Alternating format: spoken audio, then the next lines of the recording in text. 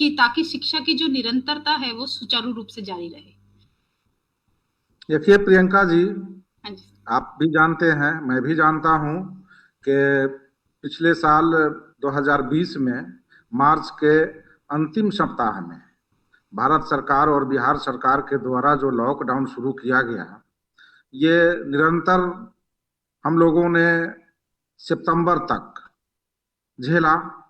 हम हमारे लिए बहुत ही चैलेंज था कि कैसे जो है बच्चे हमारे शिक्षण ग्रहण करें, साथ ही हम कैसे शिक्षकों को समझाएं और बच्चों तक कैसे हम, इसके लिए ऑनलाइन की व्यवस्था की गई।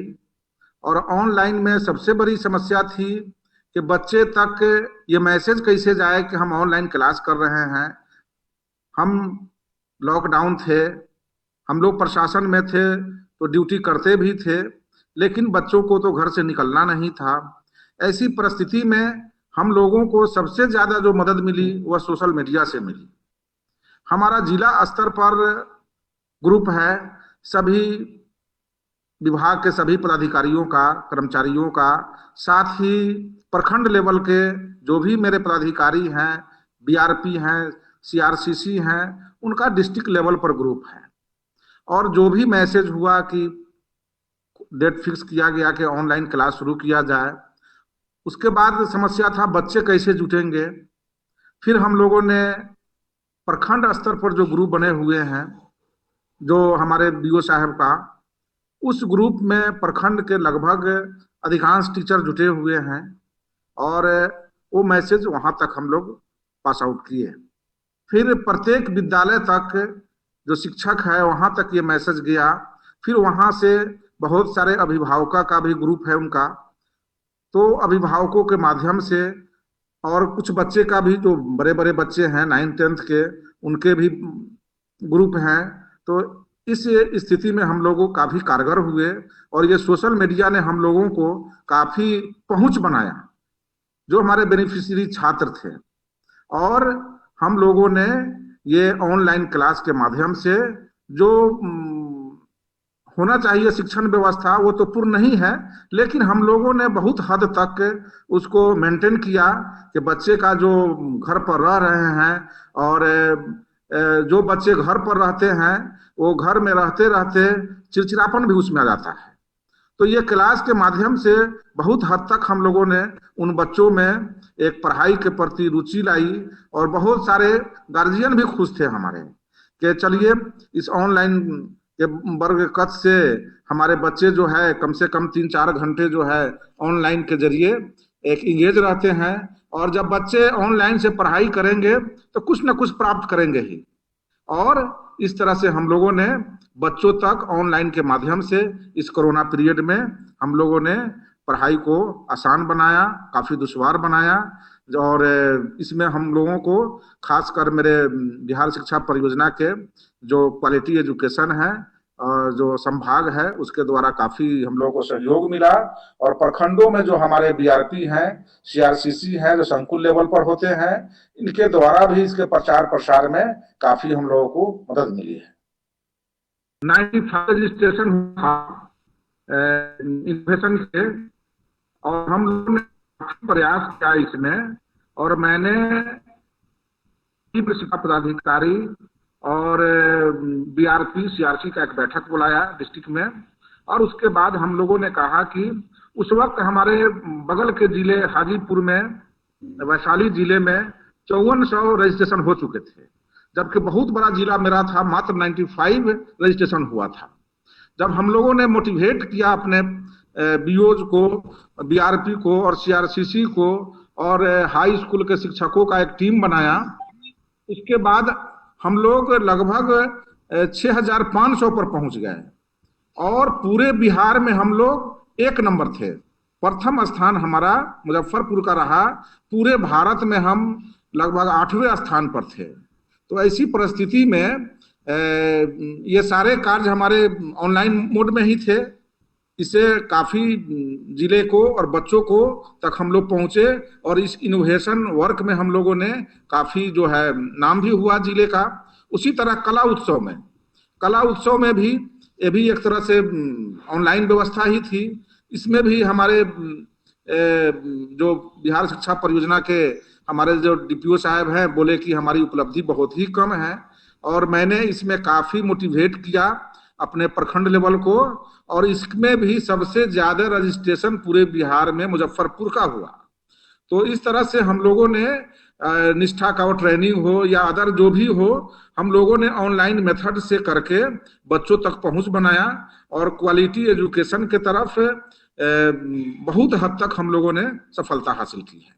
देखिए, हमारा जो है हमेशा प्रयास रहा है कि शिक्षकों से हम उनके पदाधिकारी नहीं हैं, हम फैसिलिटेटर हैं। हाँ जी, हम उनको फैसिलिटेट करते हैं। हाँ जी, अगर हम अपने को पदाधिकारी समझ ले तो कोई शिक्षक जो है पॉजिटिव सोच के साथ हमको मदद नहीं करेंगे।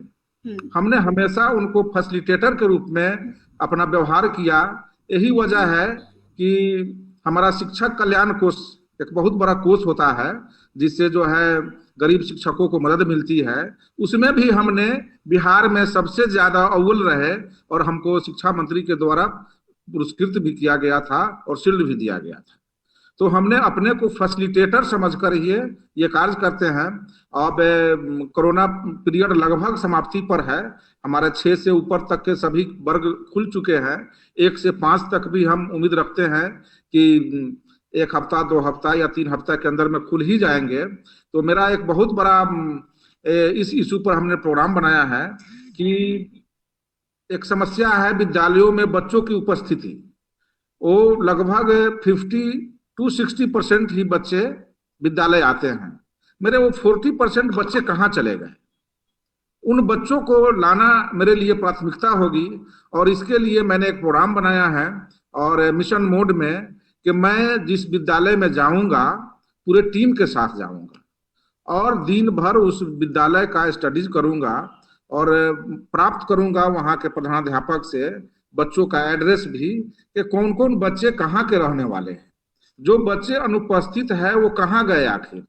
मेरा रात का विश्राम होगा वहां पर और शाम और फिर सवेरे मैं उन घरों को जाऊंगा और पता लगाऊंगा कि वास्तव में ये बच्चे क्यों नहीं विद्यालय आ रहे हैं। और फिर दूसरे दिन 2 से 3 दिन तक न रहने का प्लान है और इस तरह से मैं सभी बच्चों को विद्यालय तक पहुंचाने का प्रयास करूंगा। जो आपका प्रयास है मैम शून्य निवेश का और इनोवेटिव पाठशाला का, ये 100% सफल होंगे हम लोग और मेरा पूरा प्रयास रहेगा जहां भी मेरी आवश्यकता होगी मैं अपने जिले को पहली पंक्ति में लाने का प्रयास करूंगा। ये जो शिक्षकों का जो प्रशिक्षण होता है वो जब से वो इस विभाग में आते हैं प्रशिक्षित होकर ही आते हैं और बीच बीच में हम लोग प्रशिक्षण का कार्यक्रम भी रखते हैं। इसके लिए हर संकुल स्तर पर मंथली 2 दिवसीय जो है संकुल में कार्यशाला होता है, वह एक तरह का प्रशिक्षण ही है। उसी तरह है 10 दिवसीय 51 दिवसीय और 1 माह का भी प्रशिक्षण होता है और इस प्रशिक्षण के द्वारा हम लोग टीचर को नई ऊर्जा भर देते हैं और जो शिथिलता उनमें आ जाती है पुनः उसको पा लेते हैं। अगर आपका जो है ये शून्य निवेश से शिक्षकों को हम अगर प्रशिक्षित करते हैं, उसको नवाचार देते हैं और उसका लाभ डेफिनेटली बच्चों तक पहुंचेगा, इसलिए कि उनमें एक नई जान आ जाएगी, नई ऊर्जा प्राप्त करेंगे वो और बेशक हमारे बच्चे उससे लाभान्वित होंगे। बेशक जो आपका प्रयास है वो पूरी तरह सफल होगा। अगर किसी प्रखंड में अगर एक विद्यालय भी रोल मॉडल के रूप में आप चयनित करती हैं तो जाहिर सी बात है कि वहां से जो देखा देखी होता है पूरे प्रखंडों तक पहुंचता है। खासकर मैं बता दूं जो हमारा सीआरसीसी का जो बैठक होता है तो उसमें क्या होता है, हर शिक्षक का लेवल अलग अलग होता है। कोई अधिक लेवल के होते हैं, कुछ कम के होते हैं, लेकिन वहां जब बैठक होता है तो एक दूसरे से इंटरेक्शन होता है। तो जो विद्यालय में अच्छे करते हैं तो उसका नकल जो कमजोर हमारे जो विद्यालय है वहां सीखते हैं वहां पर और उसको ले जाते हैं पुनः अपने विद्यालयों तक। तो उसी तरह उसका प्रचार प्रसार जो है वो धीरे धीरे बढ़ते बढ़ते अंतिम पौधान तक जाएगा।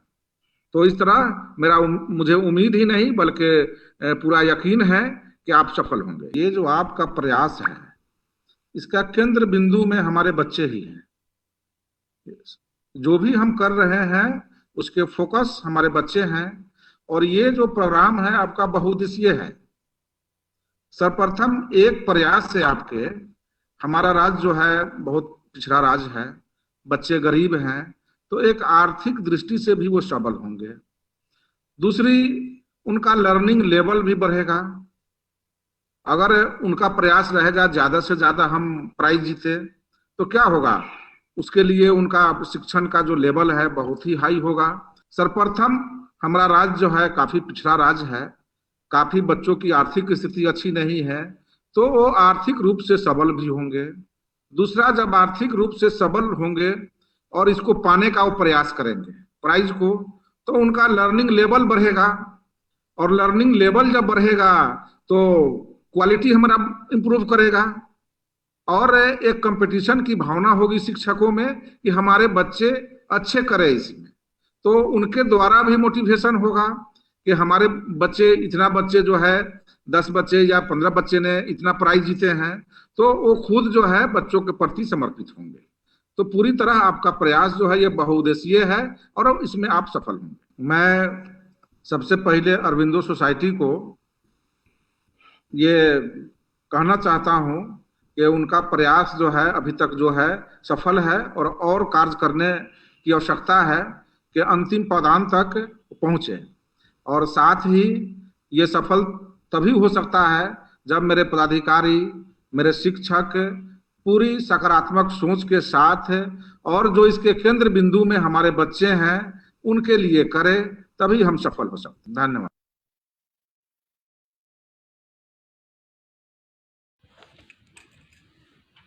नमस्कार, मेरा नाम अर्पणा कुमारी है। मैं मुजफ्फरपुर जिले के पलारपुर पंचायत के अंतर्गत गंगापुर हिंदी विद्यालय में कार्यरत हूँ।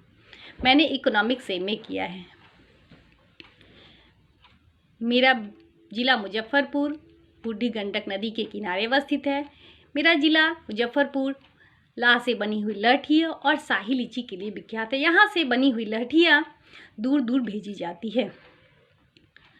मैं जिस विद्यालय में कार्यरत हूँ वहाँ लगभग 350 बच्चे, और सभी बच्चे एक ही तरह के परिवेश से आते हैं। उनके रहन सहन, बोलचाल, रहने का तरीका सभी एक ही जैसे हैं।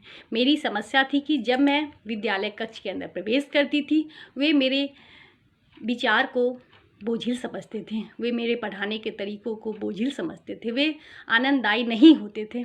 मैं इस समस्या से दिन प्रतिदिन उलझते जा रही थी। तभी मैंने जाकर के श्री अरविंदो सोसाइटी के JII कार्यक्रम का प्रशिक्षण प्राप्त किया। तो मुझे पता चला कि बिना खर्च के ही आप अपने पढ़ाने की गतिविधियों में सुधार कर सकते हैं और नवाचार किए जा सकते हैं, जिससे पढ़ाने के तरीकों में और भी सुधार किया जा सकता है। इनोवेटिव पाठशाला कार्यक्रम के प्रशिक्षण में मुझे अपने विषय को विभिन्न गतिविधियों के आधार का तरीका भी समझ आया। मैंने सीखा कि शिक्षण के बच्चों को गतिविधि में शामिल किया जा सकता है। प्रशिक्षण में मुझे बहुत फ़ायदा मिला। मेरे दिमाग में जो गतिविधि चल रही थी, मैं उसे ठीक ढंग से प्रस्तुत कर पाई। इसमें प्रशिक्षक के रूप में राजन सर ने मेरी बहुत मदद की। उन्होंने मुझे अपने आइडिया को सारे लोग के साथ शेयर करने के लिए अवगत कराया और मेरी मदद की कि मैं अपनी आइडिया को उनके साथ साझा किया और उन्होंने मेरे आइडिया को सुधारने में सहयोग किया। मैं अपनी कक्षा में शून्य के विचार को अवगत कराने के लिए बच्चों को अपना विचार साझा किया, तो मुझे पता चला कि बच्चे जो भी चीज़ जो हमारे परिवेश में गोल है उसे वो शून्य अर्थात 0 समझते थे। मैंने उन्हें अपने उदाहरण के रूप में प्रस्तुत करने के लिए कुछ गोल चीज़ों को कहा, तो उन्होंने माँ के हाथ की चूड़ियाँ, खाना में बना हुआ रोटी, आसमान में उपस्थित चांद और सूरज का उदाहरण दिया। इस प्रकार मैंने बच्चों को आनंददायी ढंग से शून्य के विचार को स्पष्ट कर सकी। मैंने देखा कि श्री अरविंदो सोसाइटी और HDFC बैंक को यह मंच प्रदान करने के लिए धन्यवाद देती हूँ।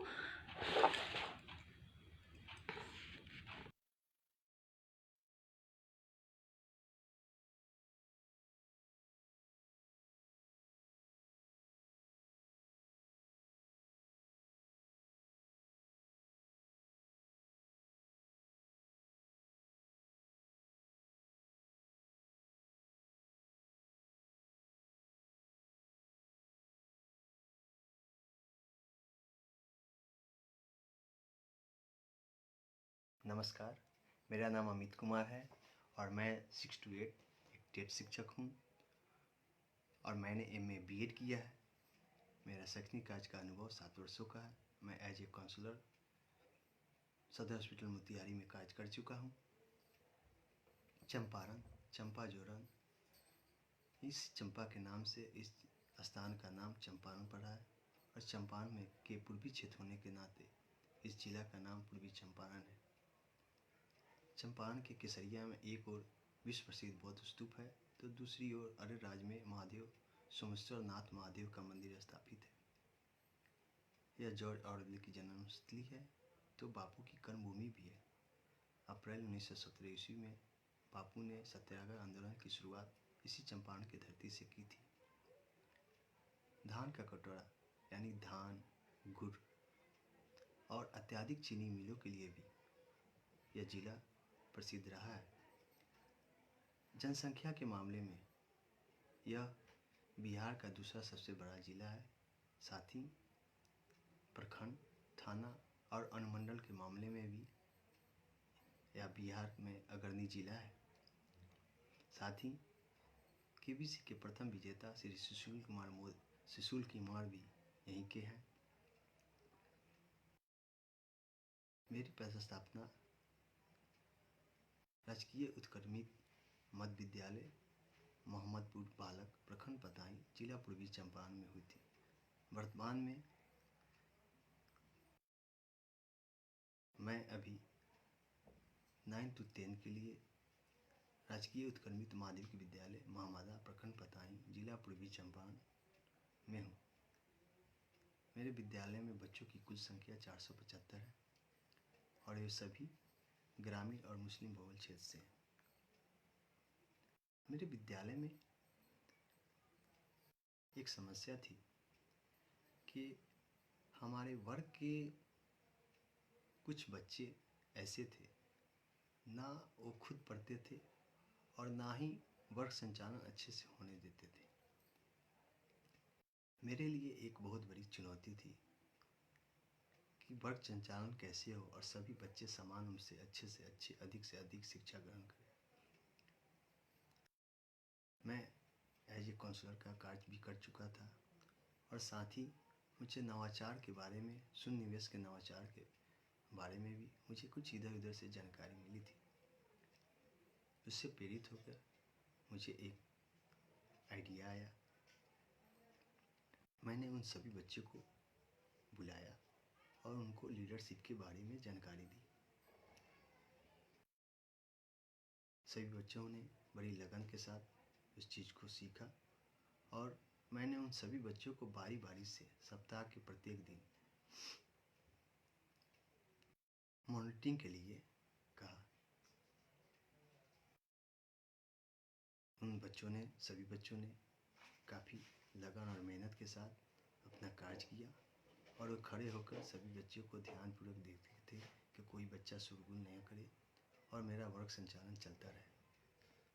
धीरे धीरे इस तरह करने से वर्ग में क्या बातें हो रही है, क्या शिक्षण कार्य हो रहा है, उन चीज़ों को वो बच्चे धीरे धीरे सीखने लगे, समझने लगे और ऐसा करने से उनमें अंदर भी एक लगन और इच्छा होने लगी कि हम भी कुछ पढ़ें, हम भी कुछ सीखें और मेरा काम आसान हो गया। अब उनमें इतनी लगन और जागरूकता आ गई कि वो खुद ब खुद आके कहते थे कि सर हमको कुछ और बताया जाए। ऐसी समस्या हमारे विद्यालय के कुछ और वर्गों में थी जिनसे और भी शिक्षक जो है उनसे परेशानी होती थी, उनके कक्षा संचालन बाधित होती थी और इसके वजह से उनकी सारी समस्या, हमारे विद्यालय की सारी समस्या दूर हो गई और हमारा विद्यालय का शिक्षण का समान रूप से चलने लगा।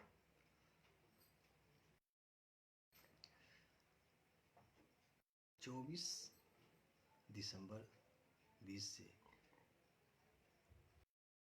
श्री अरविंद सोसाइटी ZIIEI के प्रशिक्षण कार्यक्रम के तहत प्रशिक्षण मैं ले रहा हूँ। इस प्रशिक्षण में मुझे पता चला कि शून्य निवेश में नवाचार, यानी बिना पैसा खर्च किए हुए नवाचार, अर्थात सीमित साधनों से नवाचार के माध्यम से बच्चों को पढ़ने के तरीके में अभूतपूर्व सुधार किए जा सकते हैं। मैंने इस प्रशिक्षण में ये भी जाना, समझा, सीखा कि बच्चों को अनुभवात्मक शिक्षण कार्य में की गतिविधि में भी शामिल करनी चाहिए। इसके अलावा इस प्रशिक्षण में ऑनलाइन पढ़ाने के कई तरीके बताए गए, जैसे zoom app, Facebook live, Cisco Webex, WhatsApp message तथा गूगल मीट, जिसमें प्रशिक्षक श्री राजन कुमार पांडे जी का काफ़ी सहयोग मिला और काफ़ी लाभ मिला।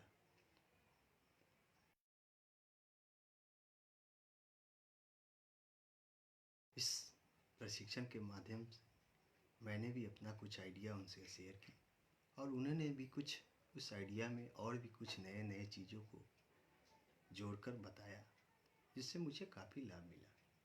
और आगे भी हम ऐसा और उम्मीद करते हैं कि बच्चों को इस नवाचार के माध्यम से आसानी से इफेक्टिव लर्निंग आउटकम हम पा सकते हैं। अतः इसके लिए मैं श्री अरविंद सोसाइटी और HDFC बैंक को यह मंच प्रदान करने के लिए धन्यवाद देता हूँ, जिन्होंने मुझे ये अवसर दिया, मुझे बोलने का मौका दिया। और अगर इस बोलने में मुझे कहीं किसी तरह की कोई त्रुटि होगी, इसके लिए मैं क्षमा प्रार्थी हूँ। धन्यवाद, नमस्कार।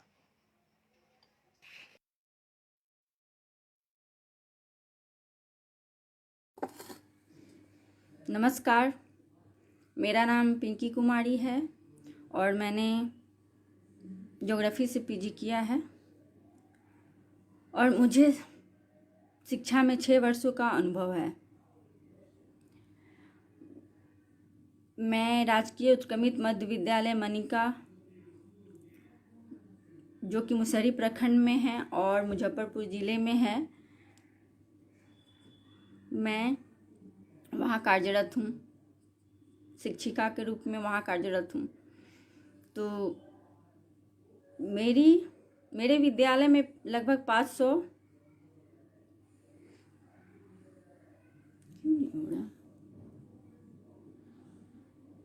मेरे विद्यालय में लगभग 500 विद्यार्थी हैं, जो कि सभी ग्रामीण परिवेश से आते हैं। तो मेरी समस्या थी कि मैं जब भी किसी वर्ग में जाती थी पढ़ाने के लिए, तो बच्चों का ध्यान इधर उधर हो जाता था, उनका पढ़ाई के प्रति रुचि नहीं पैदा होती थी। तो मैंने कुछ जैसे कि पहाड़ा ही याद करवाना या लिखवाना है, तो छोटे बच्चे तो आसानी से 10 तक की पहाड़ा लिख ही लेते हैं सिखाने के बाद, बट कुछ बच्चे जो 10 के बाद लिखने में उनको परेशानी होती है, या 19 का पहाड़ा उनको कभी भी याद नहीं रहता। तो मैंने उन बच्चों को एक ट्रिक के द्वारा ये सिखाया कि देखिए आप कैसे लिख सकते हैं 19 का पहाड़ा। तो 19 का पहाड़ा लिखने से पहले हम पहले शुरुआत में लिखेंगे, जैसे ऊपर में 19 लिख दिए 19, तो उसके नीचे लिखते जाएंगे। लेफ्ट में हम लिखेंगे विषम संख्या को, जैसे 1 हुआ तो उसके बाद लिखेंगे 3, 5, 7, 9, 11, 13, 15 और 17 और 19, ठीक है। उसके बाद उसके राइट में हम लिखेंगे, जैसे ऊपर में 19 है तो उसके बाद हम उसके नीचे अवरोही क्रम में लिखते जाएंगे, जैसे 9 के बाद हो गया 8, 7, 6, 5, 4, 3, 2, 1, 0। इस तरह से हम 19 का पहाड़ा को लिख सकते हैं, दोनों को जोड़कर। तब मैंने ये देखा कि बच्चों को कुछ टेक्निक या नए तरह से लिख कर सिखा रहे हैं तो बच्चे आसानी से सीख जा रहे हैं। कुछ नया गतिविधि के द्वारा या नया कुछ कार्यक्रम करके हम बच्चों के बीच ये संख्या की समझ या आकृति के बारे में बताते हैं तो वो बच्चे आसानी से सीख जाते हैं, जबकि वो पढ़ने पे उनको समझ में नहीं आता है। वो खेल खेल के दौरान ही सीखते हैं, कुछ गतिविधि करके सीखते हैं। मैंने जब श्री अरविंद सोसाइटी के ZIEI कार्यक्रम का प्रशिक्षण प्राप्त की तो मुझे पता चला कि बिना पैसे खर्च किए भी कुछ ऐसे नए तरीक़ों से बच्चों को पढ़ाने में बहुत ही मदद मिल सकती है और बच्चे इसे आसानी से पढ़ भी सकते हैं। जैसे इनोवेटिव पाठशाला कार्यक्रम के प्रशिक्षण से मुझे अपने विषय को गतिविधियों के द्वारा बच्चों में समझाने में बहुत ही आसानी हुई। इसके लिए मैं श्री अरविंद सोसाइटी के प्रशिक्षक ZIEI के प्रशिक्षक श्री राजन कुमार सर को बहुत बहुत धन्यवाद देती हूँ कि उन्होंने हम लोगों का प्रशिक्षण इतने अच्छे से लिया ऑनलाइन के द्वारा ही कि हम लोगों को लगा कि हम लोग भी कुछ कर सकते हैं, ऑनलाइन पढ़ा सकते हैं। जैसे कि हम लोग उनके द्वारा इनोवेटिव पाठशाला कार्यक्रम से प्रशिक्षण में बच्चों को कैसे पढ़ाया जा सकता है नए नए तरीक़ों के द्वारा, ये समझने में आसान हुई और हम लोगों को प्रोत्साहन भी बहुत मिला। इसके लिए मैं श्री अरविंद सोसाइटी ZIEI और HDFC को बहुत बहुत धन्यवाद देना चाहती हूँ कि उन लोगों के प्रयास से हम लोगों को एक मंच मिला जिससे नए तरीक़ों को सीखकर हम लोग बच्चों में ज्ञान को विकसित कर सकते हैं। धन्यवाद।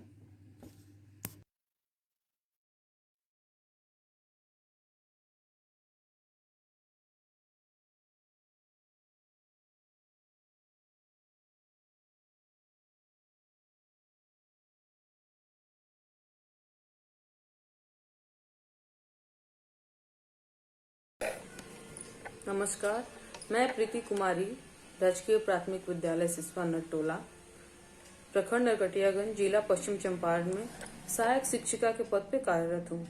मेरा विद्यालय पूर्णतः ग्रामीण परिवेश से जुड़ा है।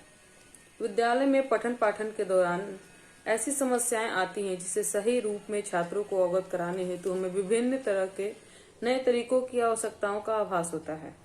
पिछले कुछ दिनों में मैं श्री अरविंदो सोसाइटी की संस्था से जुड़ी हूँ, जिसमें इनोवेटिव पाठशाला के माध्यम से पाठ्यक्रम को पूरा करने के लिए विभिन्न प्रकार के सुझाव बताए गए हैं। चूंकि मेरा विद्यालय पूर्णतः ग्रामीण परिवेश से आता है, जहां के छात्रों को आर्थिक अभाव का भी सामना करना पड़ता है। श्री अरविंदो सोसाइटी से जुड़ने के पश्चात मुझे शून्य निवेश में नवाचार के बारे में बताया गया, जिसका पूर्णतः लाभ मेरे छात्रों के द्वारा प्राप्त किया जा रहा है। नवाचार के माध्यम से मैं अपने छात्रों को विभिन्न क्रियाविधि द्वारा विषय वस्तु से पूर्णतः अवगत कराने में सक्षम हो पा रही हूँ। मैं श्री राजन पांडे सर की बहुत आभारी हूँ, जिन्होंने मुझे इस सोसाइटी से जुड़ने का मौका दिया। पांडे सर के द्वारा दिए जा रहे प्रशिक्षण से मुझे छात्रों को अधिगम प्रदान करने में और अधिक सहायता प्राप्त हो रही है। मैं श्री अरविंदो सोसाइटी की भी आभारी हूँ, जिसने मुझे शून्य निवेश में नवाचार से अवगत कराया। धन्यवाद।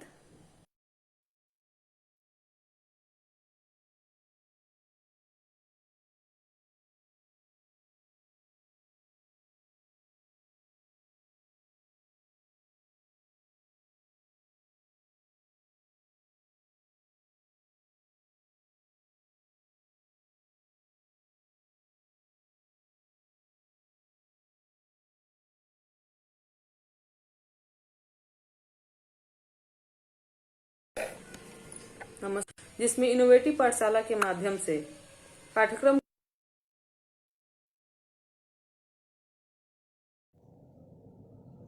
नमस्कार, मेरा नाम सर्वेश कुमार शर्मा है। मैं गणित से स्नातक हूँ, साथ ही DLED एवं BEd के माध्यम से प्रशिक्षण प्राप्त किया हूँ। मैं राजकीय ग्रामीण मध्य विद्यालय घेगवा, प्रखंड तेतरिया, जिला पूर्वी चंपारण में कार्यरत हूँ। मेरा विद्यालय ग्रामीण परिवेश में आता है।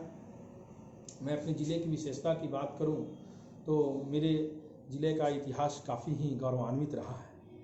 यहाँ वाल्मीकि जैसे संत हुए हैं जिन्होंने रामायण जैसी पवित्र ग्रंथ की रचना की है। यह बापू की कर्मभूमि और जॉर्ज ऑरवेल की जन्मभूमि के रूप में तो जाना जाता ही है, वर्तमान भी इसका काफ़ी गौरव भरा है। वर्तमान में केंद्रीय विश्वविद्यालय अवस्थित है जो हम सबों के लिए निश्चय ही गौरव का पल है।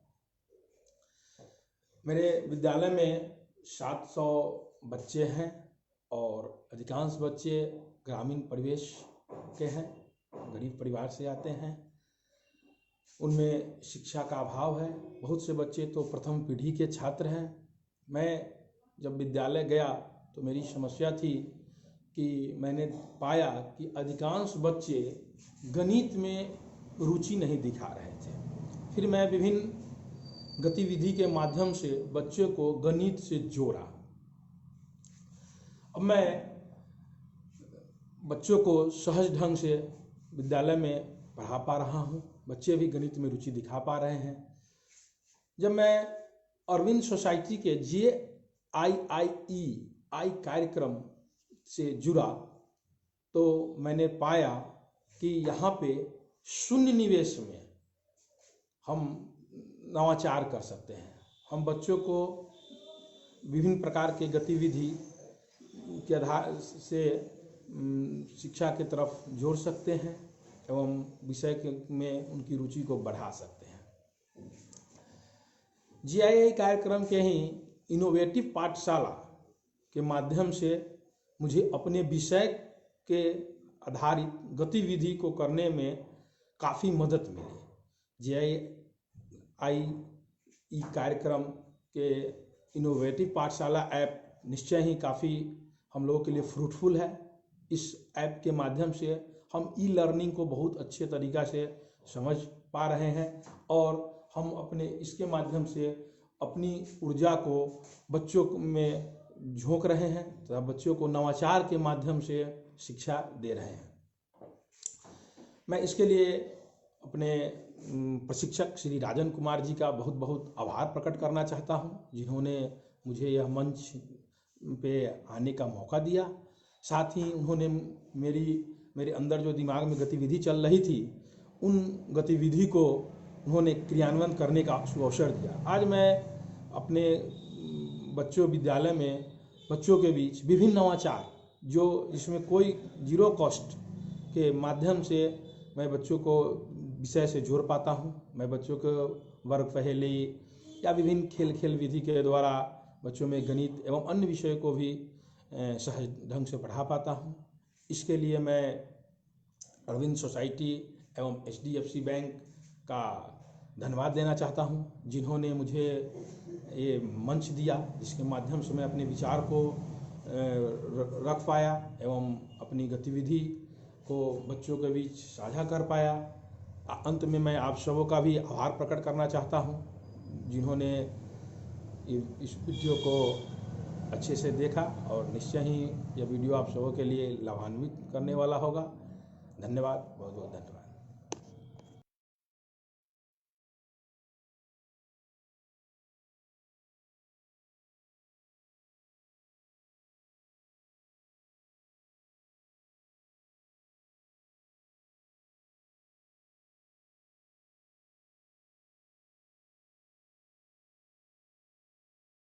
देखिए, जो कोविड-19 का दौर आया, याद कीजिए 24 मार्च को 2020 को पूरे बिहार में, पूरे वर्ल्ड इंडिया में लॉकडाउन हो गया और एक पैंडेमिक था, वर्ल्ड वाइड पैंडेमिक।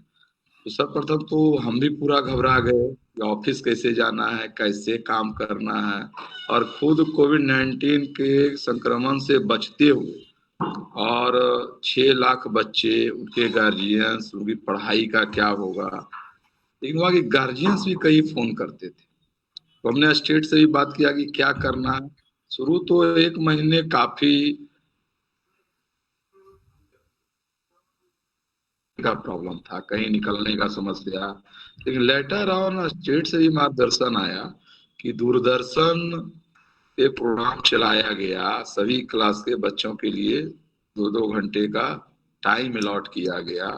जिस बच्चों के घर में टीवी था वो दूरदर्शन के कार्यक्रम से देख रहे थे।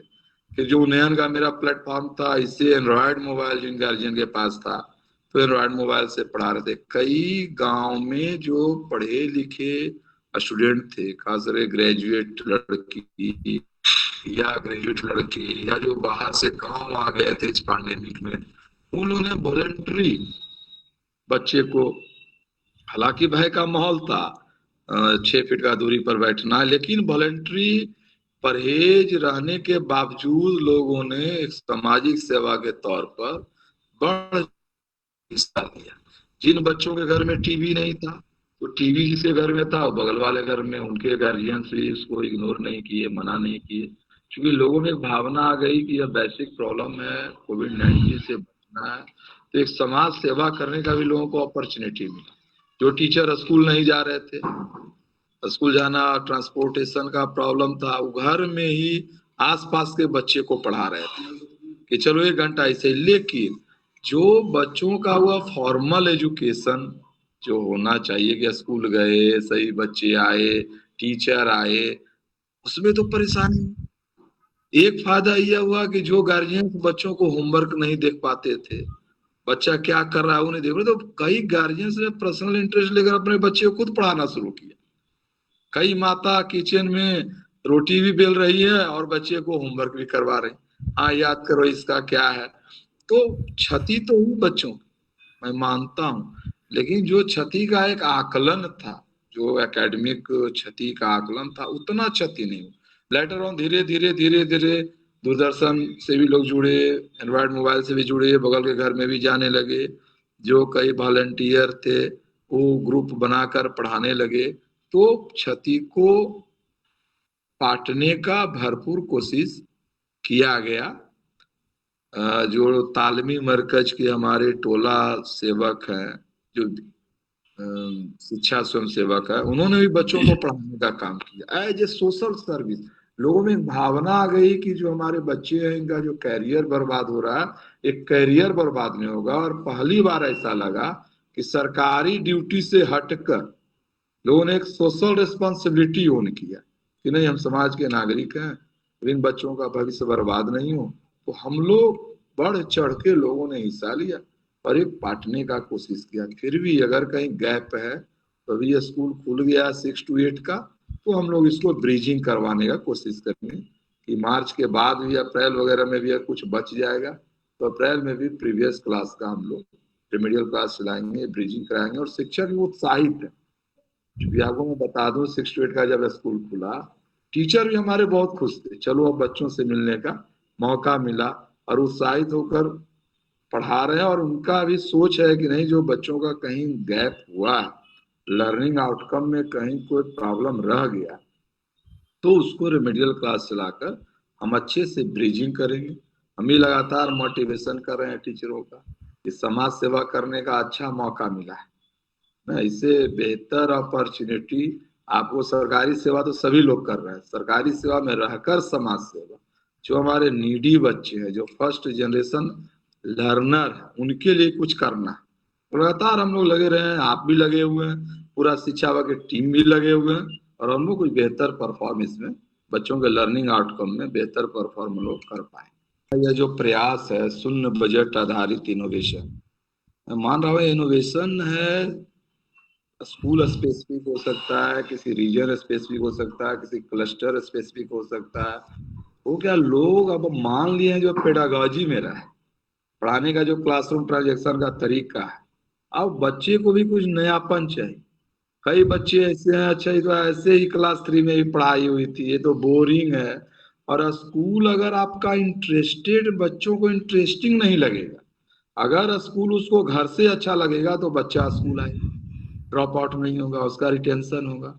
और रिटेंशन के लिए यह बहुत जरूरी है कि टीचर का जो क्लासरूम ट्रांजैक्शन है वो नए नए आइडिया से, खास करके जो कठिन विषय, आपको भी बचपन में कठिन विषय लगता होगा, गणित, लैंग्वेज में इंग्लिश, उसमें इनोवेशन बहुत मस्ट है। और अभी मैं सुपौल में डिस्ट्रिक्ट प्रोग्राम ऑफिसर था, तो जो आपके प्रतिनिधि अरविंदो सोसाइटी के थे, उनसे मेरा वेरी गुड इंटरेक्शन था। यहाँ भी मैं आया हूँ तो इंटरेक्शन इन लोगों से अच्छा, और इन्होंने बताया, हमने एक रिव्यू किया कि 28 टीचर को इन लोगों ने ट्रेंड कर दिया, पर आगे भी इनकी योजना है टीचर को ट्रेंड करने का। इनोवेशन में इन्होंने कहा कि एक टीचर को नेशनल लेवल पर प्राइज दिया गया विज्ञान भवन में इनोवेशन। तो इनोवेशन मस्ट है, और एजुकेशन एक ऐसा सेक्टर है कि अगर हम लोग यहाँ इनोवेशन नहीं करते तो बच्चे का जो लर्निंग आउटकम है ना, चैलेंजिंग है। मैं बता दूं कि एक क्लासरूम में 40 स्टूडेंट है, और 40 स्टूडेंट का पेस ऑफ लर्निंग डिफरेंट है। कोई स्टूडेंट जल्दी उनका लर्निंग हो जाता है, कोई स्टूडेंट थोड़ा देर से सीखते हैं। और अगर हम इनोवेशन ऐसा करें, ऐसा innovation is nothing but innovation is good practice, जो स्कूल में आप लगाए और कुछ अच्छा बेटर रिजल्ट कर लिए कम एफर्ट में।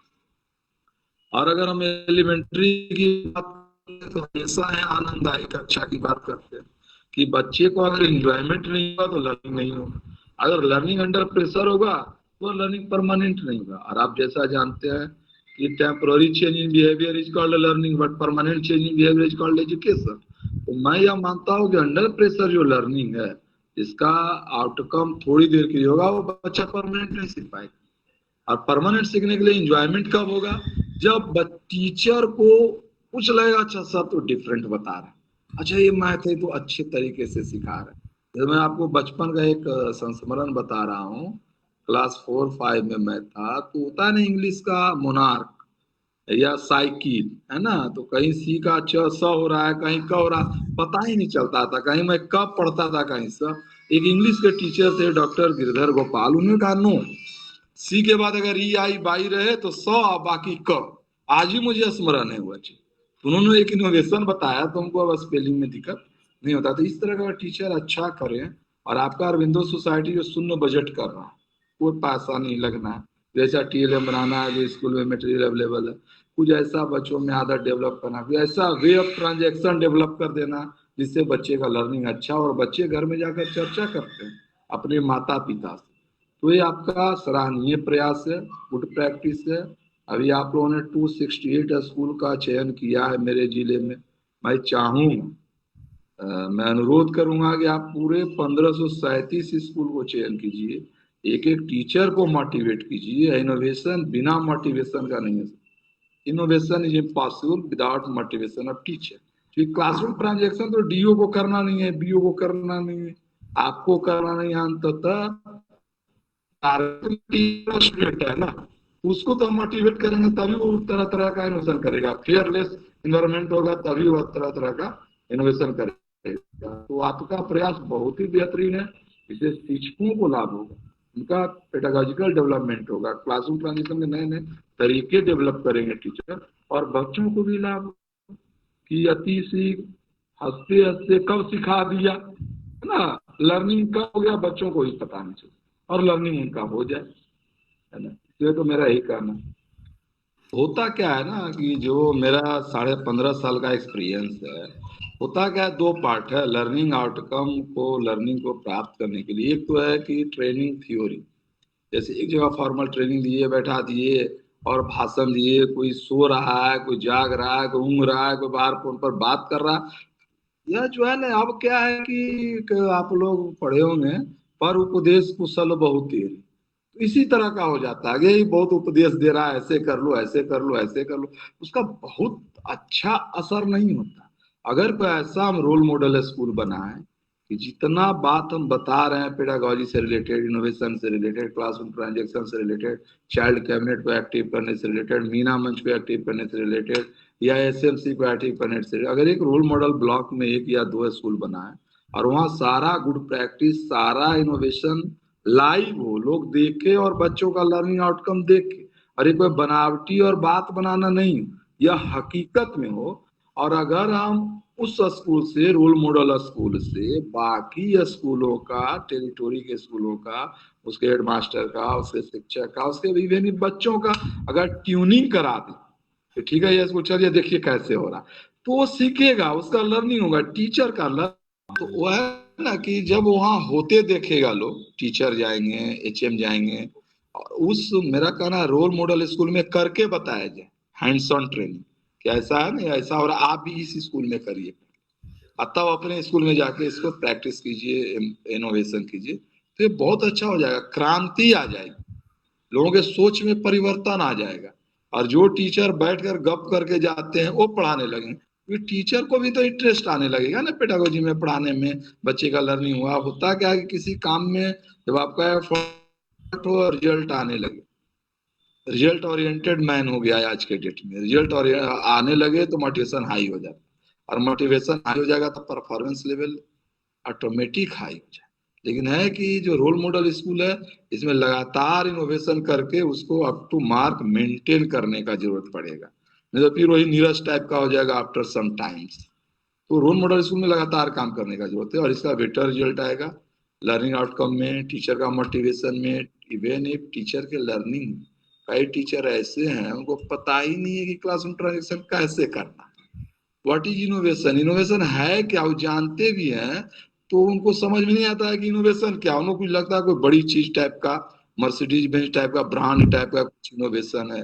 दरअसल तो ऐसा है ना, कुछ औरों से हट के। मैं यही बताता हूँ अपने शिक्षकों को या एचएम को, इवन इफ अपने ऑफिशियल कलीग को, कि इनोवेशन इज नथिंग बट किसी प्रॉब्लम का सॉल्यूशन औरों से हट के with easy manner is innovation, good practice is innovation. I think अगर हम बच्चों का रिक्वायरमेंट समझ लें, इसके लिए पहले यह होगा कि माइक्रो लेवल बच्चे का रिक्वायरमेंट समझ लें।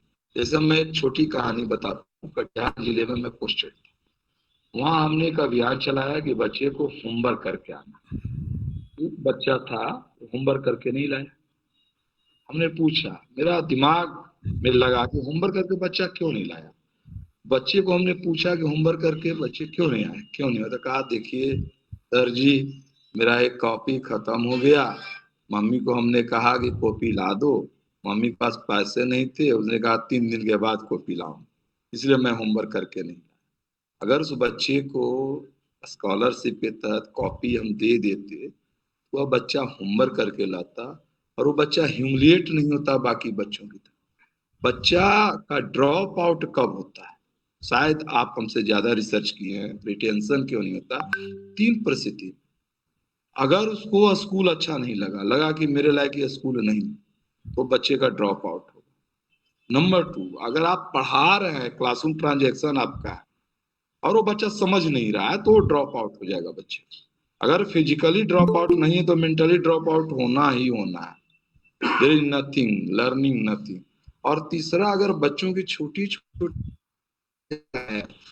माइक्रो लेवल का प्रॉब्लम, अगर हम उसको इग्नोर करते हैं उसके प्रॉब्लम, तो बच्चा को लगता है हाँ तो हम आते हैं हमको प्रॉब्लम होता है, तो बच्चे का ड्रॉप आउट हो जाएगा। आपका जो माइक्रो स्कॉलरशिप है, अगर आप इसको माइक्रो लेवल पे हम सर्च कर लें इस बच्चे का क्या रिक्वायरमेंट, सही बच्चे को देकर नहीं मोटिवेशन कर सकते हैं सही बच्चे। हो सकता किसी बच्चे को पेन का जरूरत है, जी सर, बिल्कुल आपने किसी बच्चे को एक पेंसिल का जरूरत है, हो सकता किसी बच्चे को कटर का जरूरत है, किसी बच्चे का चप्पल टूट गया है और उसको स्कूल आने में कांटा चुभ रहा है, या गर्मी में स्कूल आ रहा है तो उसका पाँव तब रहा है, तो अगर उसको हम एक स्लीपर दे दे बच्चे को, और उस बच्चे को जूता मोजा देते, उस बच्चे को अगर स्कूल बैग देते, मोटिवेट हो, और उसको लगेगा कि जो चीज मुझे घर में नहीं मिल रहा, हमारे मम्मी पापा नहीं दे पा रहा, वो चीज हमको स्कूल से मिल रहा है, तो माइक्रो लेवल पे उसका मोटिवेशन होगा। माइक्रो रिक्वायरमेंट पूरा करें, कोई जरूरी नहीं कि हम 500 रुपया का चीज बच्चे को, एक आप बच्चे को औजार बक्स दे दीजिए, मल्टी कलर पेंसिल दे दीजिए, 6 पेंसिल, एक कटर, इरेजर दे दीजिए, बच्चे को एक स्कूल बैग दे दीजिए, बच्चे को एक घड़ी दे दीजिए। मैं क्लास 3 में था, हमारे एचएम ने हमको एक घड़ी दिया था, वो जिसमें डिजिटल टाइम आता है, वो 35 रुपए की घड़ी थी।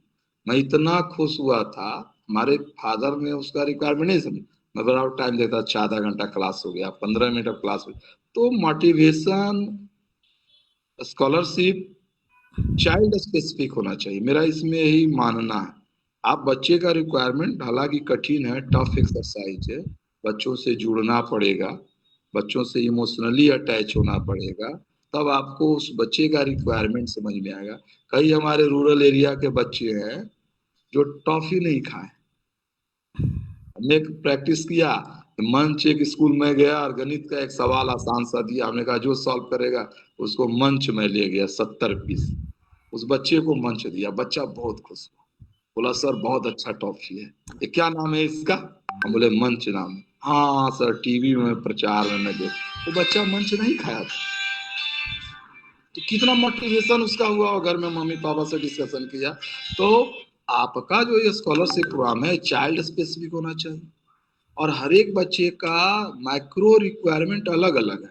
तो at first you identify, connect the children through emotion और तब उसका रिक्वायरमेंट दीजिए। तब अगर सप्लीमेंट होता है बच्चे स्कूल भी आएंगे, मोटिवेट होता है। आप अगर खुद मोटिवेट रहेंगे तो आपका परफॉर्मेंस ऐसे ही अच्छा हो जाएगा। अगर आप डीमोटिवेट रहेंगे तो आपका परफॉर्मेंस लो हो जाएगा, आपका मेरा परफॉर्मेंस लो हो जाएगा। मान लिया बहुत अच्छा काम किया, हमारे सीनियर बॉस हैं प्रिंसिपल सेक्रेटरी, बोले नहीं बहुत अच्छा तो नहीं किया, अगर वो बोल दे नहीं mister Rajinikanth Parveen your work is so good, तो मेरा थोड़ा मोटिवेशन होगा और हम अच्छे से काम करेंगे। बच्चों के साथ भी यही होना चाहिए। अगर थोड़ा कम ही लर्निंग है और उसको एक टॉफी हम दे दिए, तो बहुत अच्छा इतना तो सीख लिया, थोड़ा सा और मेहनत करना, तो हो जाए अपने आप उसका लर्निंग आउटकम बढ़ जाएगा। आप सोच भी नहीं सकते हैं उसका लर्निंग आउटकम कितना बढ़ जाए। तो ये प्रैक्टिस भी आपका बहुत अच्छा प्रैक्टिस, छोटा है लेकिन नहीं कहता देखन में छोटन लगे प्रभाव करे गंभीर, तो छोटा चीज है लेकिन इसका परिणाम बहुत बेहतर हो सकता है। बराबर बोलता हूं मैं, वही बात बोलूंगा, समाज सेवा करना श्रेष्ठ कार्य। प्रभु की विशेष कृपा है कि लोगों को समाज सेवा करने का अवसर मिलता है। तो जितने भी समाज सेवा करते हैं, माइक्रो फाइनेंस में काम कर रहे हैं, गरीब उन्मूलन में काम कर रहे हैं, या लोग हेल्थ सेक्टर में काम कर रहे हैं, या लोग बिहेवियर चेंज करने में काम कर रहे हैं, वो सभी श्रेष्ठ है। लेकिन शिक्षा विभाग में बच्चों का जो सॉफ्टवेयर इंजीनियरिंग का डेवलपमेंट काम कर रहा है, ये जो बच्चों का जो नए राष्ट्र निर्माण में महत्वपूर्ण भूमिका निभा रहा, वो समाज का सर्वश्रेष्ठ व्यक्ति। और हर एक आदमी से मैं प्रार्थना करता हूँ कि वो श्रेष्ठ नहीं सर्वश्रेष्ठ बने और बच्चों का सेवा करें, बच्चों को पढ़ाएं। Thank you.